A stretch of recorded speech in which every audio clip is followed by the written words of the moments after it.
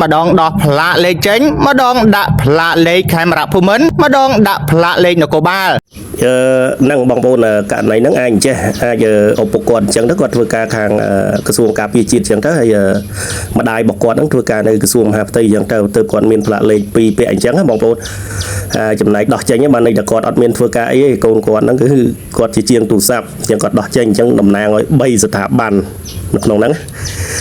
ហ្នឹងហើយបងប្អូនយល់យ៉ាងណាដែរសូមខមមិននៅខាងក្រោមវីដេអូនេះគ្រាន់តែជាគំនិតរបស់ខ្ញុំឯងហ្នឹងសូមអរគុណនឹងទស្សនាវីដេអូទាំងអស់គ្នាបងប្អូនតើជាងជួសជុលទូរស័ព្ទដៃវ័យក្មេងរូបនេះមានទួនាទីនៅក្របខ័ណ្ឌមន្ត្រីរាជការណាឲ្យពិតប្រាកដបើរថយន្តម្ដងដោះផ្លាកលេខចេញម្ដងដាក់ផ្លាកលេខខេមរៈភូមិន្ទម្ដងដាក់ផ្លាកលេខនគរបាលសូមឯកឧត្តមស្នងការជួយពិនិត្យមើលរថយន្តនេះផងថាតើនៅក្របខ័ណ្ឌណាឲ្យពិតប្រាកដឬមិនមែនជារបស់អង្គភាពរាជធានីភ្នំពេញបើយោងតាមប្រភពពីប្រជាពលរដ្ឋសូមមិនបញ្ចេញឈ្មោះគាត់បានថ្លែងប្រាប់សារព័ត៌មានយើងជាចម្ងល់ដូចនេះថា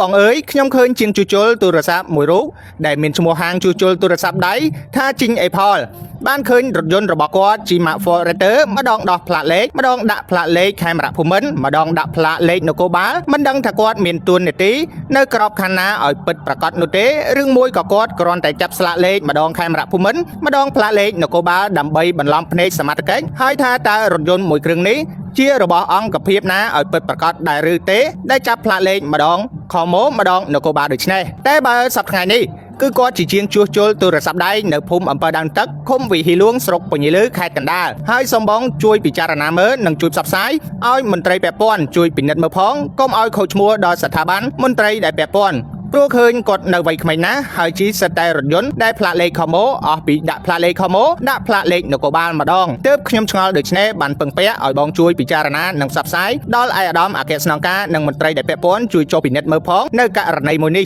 ជាវិងការខូចឈ្មោះដល់ស្ថាប័នមន្ត្រីដ៏ល្អនៅព្រះរាជាណាចក្រកម្ពុជារបស់យើងគួរបញ្ជាក់ផងដែរថាអង្គភាពសារព័ត៌មានយើងក្រោយពីទទួលបានដំណឹងពីប្រជាពលរដ្ឋដែលបានរាយការណ៍មកឲ្យភ្លាមៗនោះក៏បានសុំការបំភ្លឺពីជាងជួសជុលទូរស័ព្ទដៃវ័យក្មេងរូបនោះដើម្បីធ្វើការផ្សព្វផ្សាយដល់មហាជនកុំឲ្យមានការភ័ន្តច្រឡំតែអង្គភាពសារព័ត៌មានយើងបានឆាតតាមប្រព័ន្ធ Telegram ដើម្បីសុំការបំភ្លឺពីជាងជួសជុលទូរស័ព្ទដៃវ័យក្មេងរូបនោះតែពុំមានអ្នកឆ្លើយតបមកវិញនោះទេអង្គភាពសារព័ត៌មានយើងសង្ឃឹមថាឯកឧត្តមអគ្គស្នងការនិងស្ថាប័នមន្ត្រីពាក់ព័ន្ធមេត្តាចាត់វិធានការនិងឲ្យមន្ត្រីថ្នាក់ក្រោមចុះត្រួតពិនិត្យមើលផងដើម្បីជៀសវាងការខូចឈ្មោះដល់ស្ថាប័នមន្ត្រីដែលពាក់ព័ន្ធអង្គភាពសារព័ត៌មានយើងធ្វើការផ្សព្វផ្សាយនេះគឺគ្រាន់តែជាកញ្ចក់ឆ្លុះបញ្ចាំងតែប៉ុណ្ណោះគឺមិនមានចេតនាទុច្ចរិតណាមួយឡើយព្រួយអំពីវិជ្ជាជីវៈនិងក្រមសីលធម៌អង្គភាពសារព័ត៌មានយើងនឹងរងចាំការបំភ្លឺបកស្រាយគ្រប់ភាគីដែលពាក់ព័ន្ធជារៀងរាល់ម៉ោងធ្វើការស្ដីអំពីច្បាប់របបសារព័ត៌មាននៃព្រះរាជាណាចក្រកម្ពុជាសូមអរគុណ